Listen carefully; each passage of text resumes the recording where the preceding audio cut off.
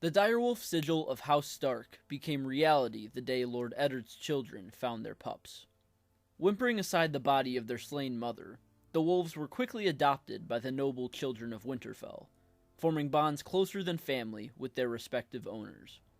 Robb and Grey Wind, Sansa and Lady, Arya and Nymeria, Bran and Summer, Rickon and Shaggydog, Jon and Ghost. These mighty pairs appeared as though they would defend and honor the North for years to come. Instead, the Stark family was wrapped up in the cruel Game of Thrones, and the children and their direwolves fared quite poorly. Hello, everyone, and welcome back to Exploring Fiction.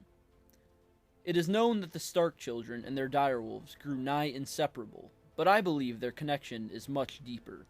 You see, we all know through the events of A Song of Ice and Fire what became of our favorite men and beasts. But what if there is more significance to the fates of all the direwolves and their respective owners than we saw on the surface? So, what happened to the Stark children and their direwolves?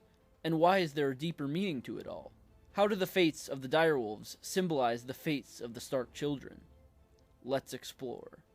First up, Robb Stark and his direwolf Grey Wind.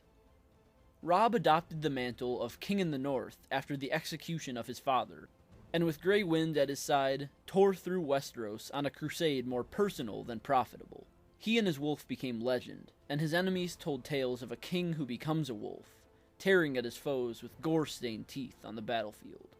While the truth was hardly that glorious, Robb and Grey Wind were a ferocious tandem to behold. They were the boldest of the Stark child-wolf pairs, not because they sought to be, but because they had to be. The war continued on, and victory looked near. However, betrayal lurks in every corner. For Robb and Grey Wind were slain at the Red Wedding held at the Twins, the castle of House Frey, and they were even mutilated, with Grey Wind's head being sewn onto Robb's decapitated body. So, the fate of Grey Wind symbolized the fate of Robb in that both were great heroes in the making, murdered before they could reach their full potential. The reign of the newest king in the North was hastily ended, but the memory of he and his wolf lived on. Next up is Eddard's eldest daughter Sansa Stark and her direwolf Lady. Sansa was a prim and proper lady of the court, and keeping a pet wolf would certainly be seen as quite improper. Sansa cared not, however, and took a great liking to her new companion. Lady even began to pick up on Sansa's behavior, seeming more domestic than the other wolves. The dainty direwolf becomes a scapegoat, however, as she was killed by Lord Eddard Stark himself.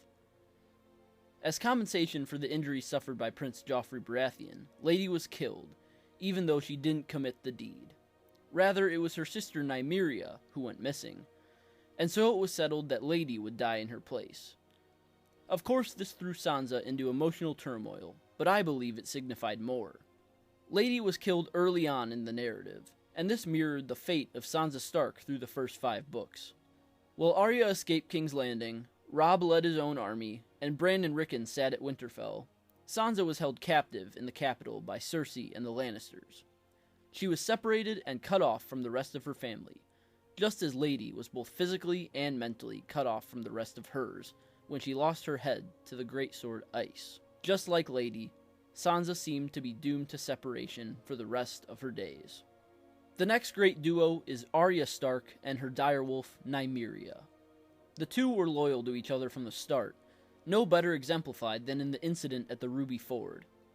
Prince Joffrey himself, along with Sansa, came across Arya and her low-born friend Mycah playing at swords.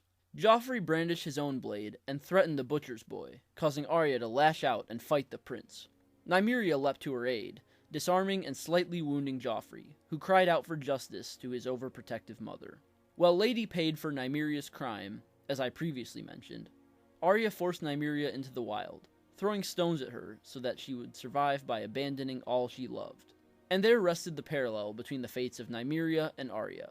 Both were forced to become wanderers to survive, leaving behind family and home in order to merely stay alive. Winterfell was now just a memory for both, while they laid in wait of a grand return. Moving on, we come to Bran Stark and his direwolf Summer. In contrast to most of the other Stark direwolf pairs, Bran and Summer were almost always together, even through the former's injury, the sacking of Winterfell, and departure beyond the Wall. Summer always stuck at Bran's side, and even became a vessel for the young lord's warg dreams. Both still live, adventuring beyond the Wall as Bran looks to harness his powers to their fullest extent, whatever they may be. And so, Summer's fate of sticking by his master's side at all times connected to the fate of Bran. The two were the most in tune with each other and shared the deepest connection. Sometimes, the line between Bran and Summer was even made blurry, as they adopted the visage of a warg together. Next is the least known pair, Rickon Stark and his direwolf Shaggydog. Rickon, being the youngest child of Eddard and Catelyn Stark, was left at Winterfell through most of the narrative. But when the great castle was burned to the ground and Bran was forced to flee, Rickon and Shaggydog followed. Eventually, they were split up at the suggestion of Jojen and Mira Reed, and Rickon and his wolf were sent off with Osha the Wildling, while their older brothers continued north. It was even rumored that Rickon and Shaggydog were taking refuge on the great northern isle of Skagos, the land of the fabled unicorns. Throughout A Song of Ice and Fire, Rickon was shown to be irritable, needy, and temperamental. Shaggydog similarly acted out much more than his direwolf brothers on several occasions, by far more aggressive and angry. In this way, Shaggydog's mannerisms and fate symbolize that of Rickon, in that both were aggressive and untamed, often left to their own devices when they should have had hands to guide them. They required more supervision and parenting as the youngest children of their pack, but got little and were unlikely to find more. Finally, we come upon the last pair, Jon Snow and his direwolf Ghost. Ghost was the runt of the direwolf litter, an albino, just as Jon Snow was the runt of the Stark litter, a bastard. The White Wolf followed his master everywhere, from the north to the Wall to the Wildling camp and back to the Wall. Though sometimes disappearing to hunt, Ghost remained at Jon's side, together fulfilling their duties outside the expectations or pretenses of a noble family. The symbolism between Ghost and Jon Snow was clear from its inception, in that the pair shared the labels of runt and outcast. Neither fit in with their respective pack, and were driven away by their desire to find meaning elsewhere. For Jon Snow and Ghost, that meant fighting against the arcane evils of the world from atop the Wall. Lord Eddard's children and their direwolf companions shared many traits and experiences easily noted. But more laid beneath the surface of their stories. Robb and Grey Wind were cut down on their path to greatness, failing to reach their full potential. Sansa and Lady were cut off from their family entirely. Arya and Nymeria played the part of the Wanderer, against their will. Bran and Summer formed a deep connection, creating an everlasting bond. Rickon and Shaggydog lacked nurturing in their time of need, turning instead to abrasive tantrums and outbursts.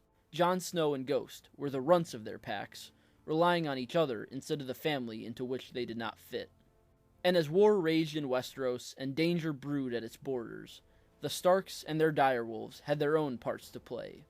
The fate of the wolves symbolized the fate of their northern masters, which we can see if we just take some time to analyze below the surface of the story. So, that's all for this video. Thank you so much for watching. Leave a comment below with your thoughts, I'd love to hear them. Leave a like if you enjoyed, and subscribe if you're new, I'd love to have you. And while you're at it, check out my website, RussellAWellsAuthor.com, for exclusive fiction and more. And sign up to my mailing list to stay up to date with everything I'm doing. So, like always, I will see you next time.